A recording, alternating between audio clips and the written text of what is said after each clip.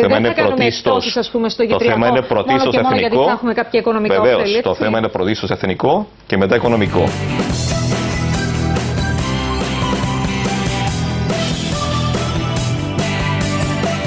Να αναδείξω την πληγωμένη υπερηφάνεια της επαρχίας μου.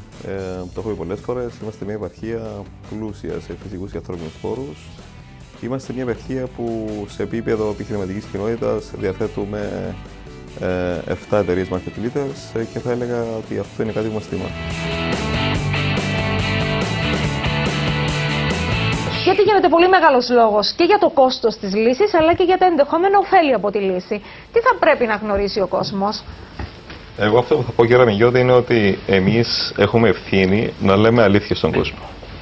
Έχουμε ευθύνη να συζητάμε αληθινά και να παραθέτουμε τους ορθούς αριθμούς εφόσον μιλούμε για κόστη και ωφέλη.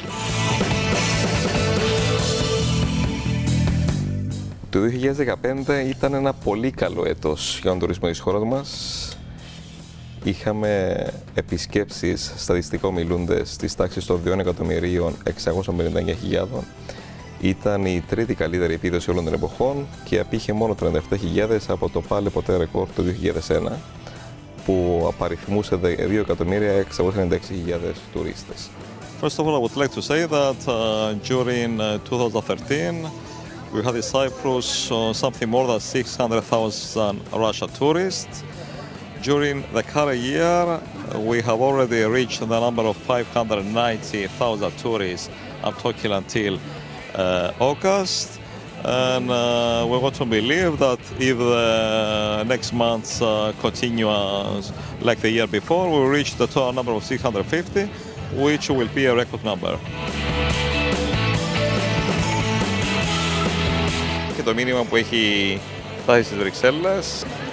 Προσφάτως, σε ένα συνέδριο που έλαβε χώρα στη Σαντορίνη, ένας Αμερικανός ερευνητής τουρισμού, ο Eric Wolf, δήλωσε ότι η γαστρονομία είναι μια παγκόσμια γλώσσα και έχει τις δυνατότητες να αποτελέσει το θεμέλιο του τουρισμού.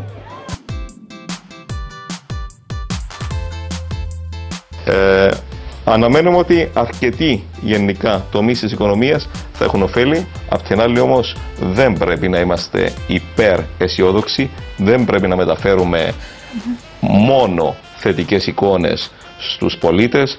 Πρέπει να λέμε και αλήθειες και μία από τις αλήθειες είναι ότι κάποιες μικρομεσαίες επιχειρήσεις, για παράδειγμα, θα τεθούν στο όριο της απειλής. Απειλής υπό την έννοια του SWOT analysis, του threat. Απειλή υπό την έννοια ότι αυτές οι μικρομεσαίες επιχειρήσεις θα κληθούν την επομένη της λύσης να ανταγωνιστούν εταιρείες ή γραφειρία. Δεν είναι εύκολο να απειληθεί και δεν θα απειληθεί στο απόλυτο. Θα χρειαστούν πάρα πολλά χρόνια και ίσως και ποτέ να μην έχουμε στην Κύπρο 12 μήνες υψηλής επισκεψιμότητας.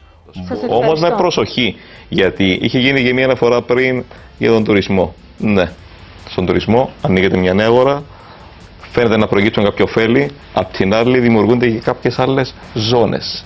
Θα υπάρχουν κάποιες περιοχές που θα προσφέρουν υπηρεσίες σε υψηλό κόστος και κάποιες άλλες σε χαμηλό κόστος.